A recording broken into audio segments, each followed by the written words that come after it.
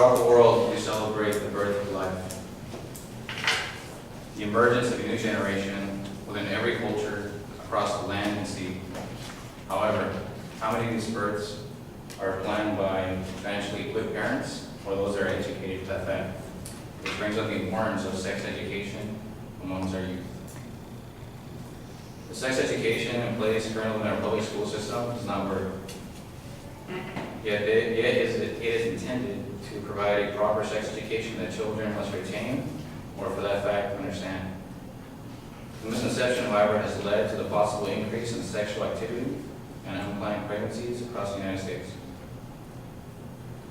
Public schools are trying to instruct students with information regarding sex education that is out of date. What does that mean? That means that they're showing videos and showing graphs that are 10, 15 years old that children don't understand. Yet you're supposed to learn from it, but it's not up to date. And another issue with this is that, fortunately, the schools are to pick up the slack that the parents aren't doing by teaching their kids about sex. For some reason, it's a taboo. They feel that they shouldn't be able to teach them, or it's just a topic they want to avoid. Maybe because they feel like they're going to be encouraged to engage in sex, or they just don't know how to go about that way. So the responsibility falls on the school. However, they understand that every child's mentality is different. They're culturally sensitive. So the material they may have to present may not be the best. And it may not be relevant to the modern day minor. What I mean by the modern day minor, by the age of 11, individuals such as Tony, Michelle, most people would say as well that they have seen countless violent films, played video games like Grand Theft Auto, where they can kill people and engage with prostitutes outside of a church or the parking lot anywhere. With that said, as well as pretty much every individual in this room by the age of 11 has seen some sort of pornography, has masturbated, or has engaged in some sort of sexual activity.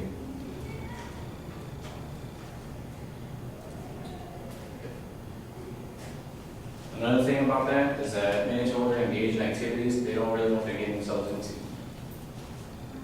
That falls onto the parents.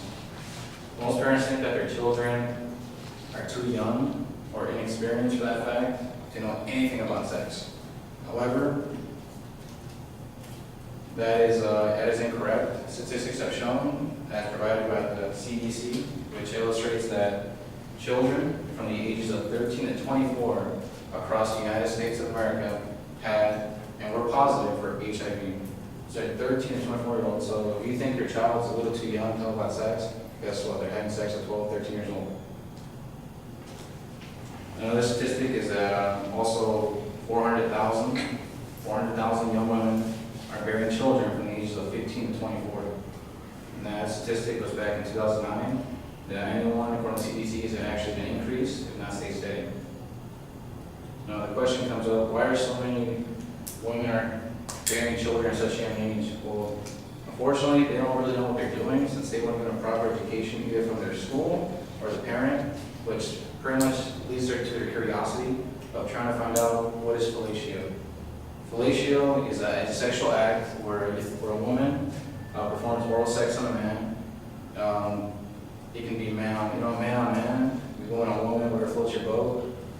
The problem here is that most people don't know what they're doing actually. They just think, oh, it's cool or it feels good, but they don't know the problems behind it, infections you can get, diseases, or where your partner has been, because not everyone tells the truth.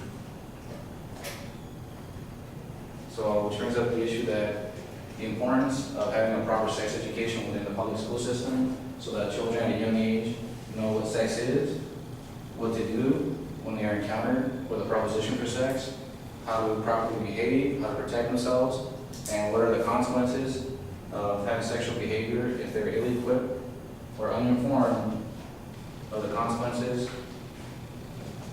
resulting in either a disease or pregnancy.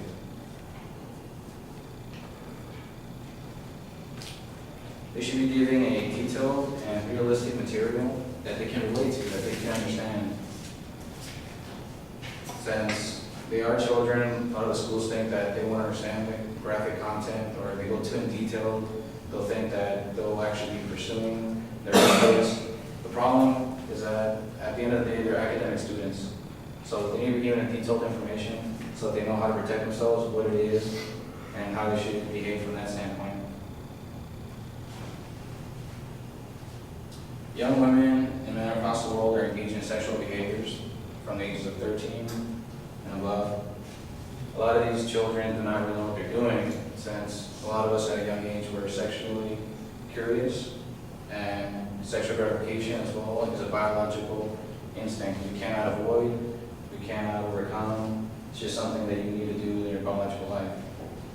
So being prepared and knowing what to do with it, and what exactly is sex, and how do you protect yourself, and how do you engage properly, is a beneficial aspect of it.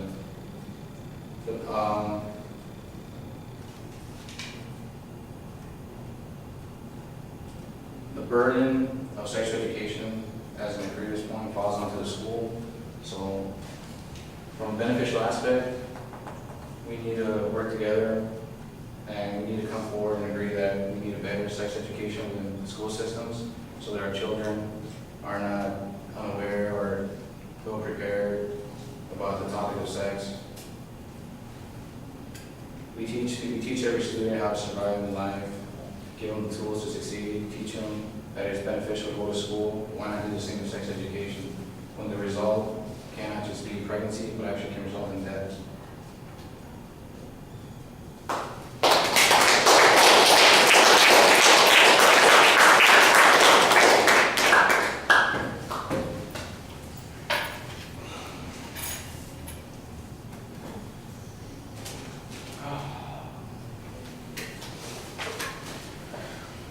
Tony, what'd you think? I think Omar gave a good speech on a relevant subject with a positive purpose. Your attention grabber was really good. The way you presented it. Also, the statistical data, which you did cite, the CDC, it was good that you cited it, because you gave really good statistics. Also, you engaged in audience. There were a lot of questions, a lot of that made us ponder, this and that, as well as towards the end, you offer solutions to the problems of sex education, which is good. I would improve on two things. Just we all need to fill our homes. And the last thing I would say, you have good, like I said, wrote this speech, just you're monotone at certain times. So make your voice match your enthusiasm. A great speech. But overall, I give you 9 out of 10. Keep going.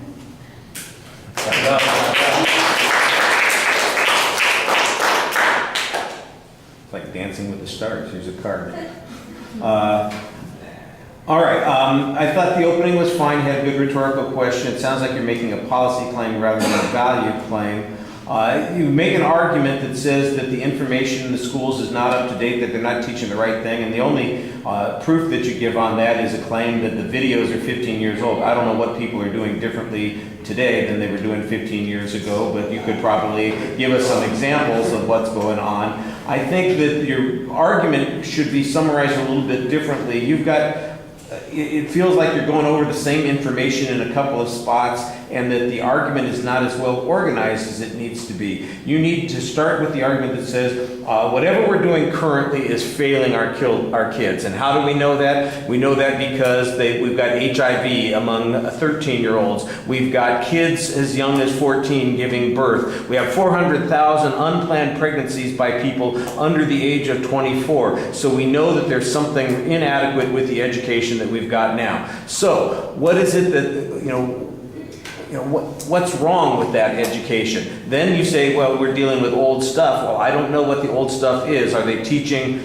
are they not teaching kids how to use birth control? Are they not telling them what is dangerous about certain sexual techniques? By the way, I'm not trying to be flip about this. I understand, you were trying to get a valid point in here, but I think you got it a little bit confused, because when you talk about how 400,000 people are getting pregnant every year, and you say, and that's because, they're just trying and experimenting like with fellatio, and I'm going, how are they getting pregnant through fellatio? That does not make any sense to me at all, and those two things being back to back is a good example of the problem with the organization in the speech. You had some information that I thought was cited. Some of it was not very clear. Like the HIV data was not very clear. The data that followed after that was a little bit clearer, that you have 400,000 pregnancies between, by people under the age of 24. I'm not sure how many of those,